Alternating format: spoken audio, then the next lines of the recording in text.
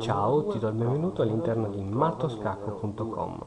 Oggi vediamo un nuovo video e in particolare una sorpresa in apertura.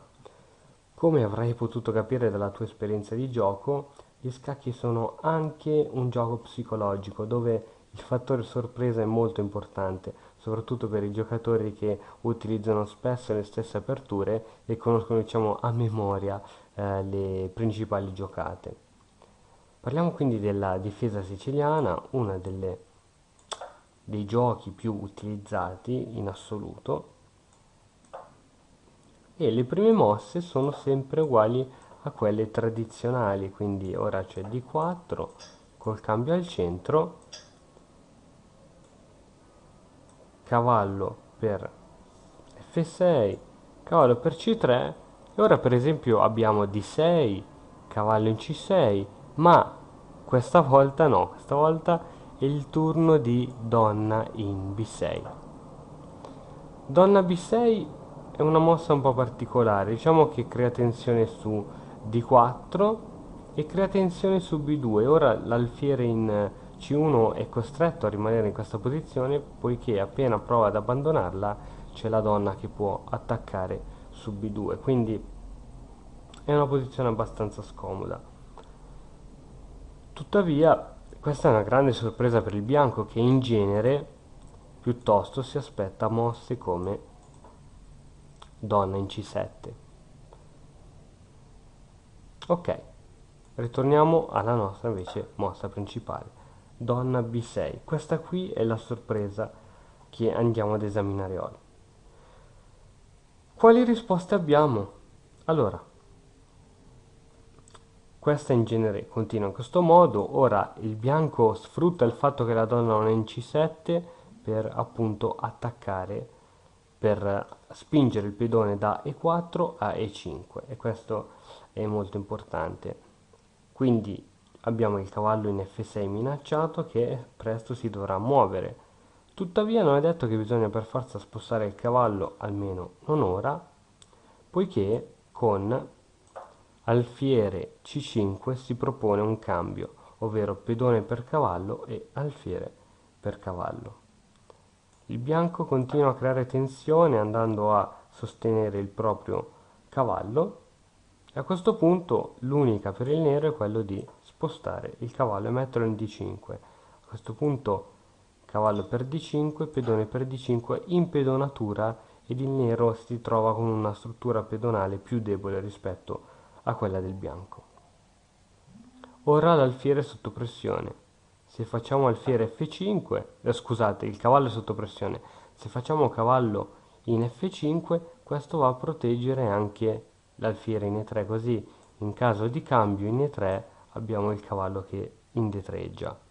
Inoltre il cavallo ora punta anche su G7, punto abbastanza debole finché il nero non arrocca.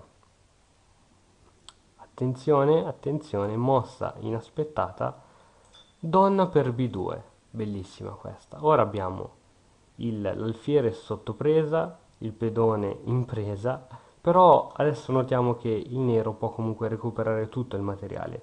Quali sono le possibili risposte per il bianco? Andiamole ad analizzare una per una.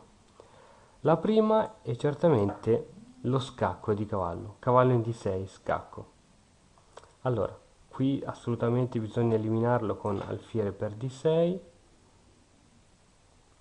pedone per D6 e a questo punto donna B4 scacco e il nero va in vantaggio di materiale. Questa è molto buona per il nero. Ma vediamo le altre soluzioni. Un'altra soluzione buona è quella di togliere il sostegno all'alfiere e andare a cercare di sostenere invece il pedone. Tuttavia, questo alfiere sospeso è comunque protetto dal cavallo in F5. Vediamo come procede la partita. Alfiere per, cavallo per, e ora qui c'è buona sia donna G3, donna C3, scusate, ma il libro ora mi suggerisce donna B4 scacco, che si presume essere migliore, donna D2, parandosi dallo scacco, e donna per F4 togliendo il sostegno. Tuttavia ora si può giocare cavallo per D5, donna per E5 scacco, donna per E2, donna per E2, alfiere per E2, il re ora va in D8 per andare a colmare il buco C7, e ora dopo un bel arrocco del bianco e D6 liberando l'alfiere campochiaro, il nero non si trova male. Ma torniamo ancora indietro alla solita posizione per vedere quali sono le alternative. Allora, questa l'abbiamo vista e siamo rimasti a donna per B2. Ok, come può giocare nuovamente il bianco? Vediamo l'ultima soluzione.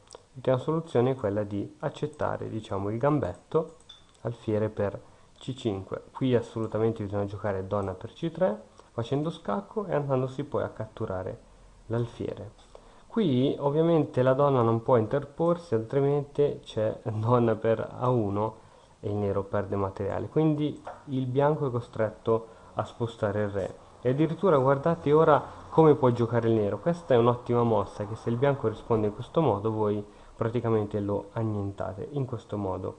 Quindi donna per C5, cavallo D6 scacco.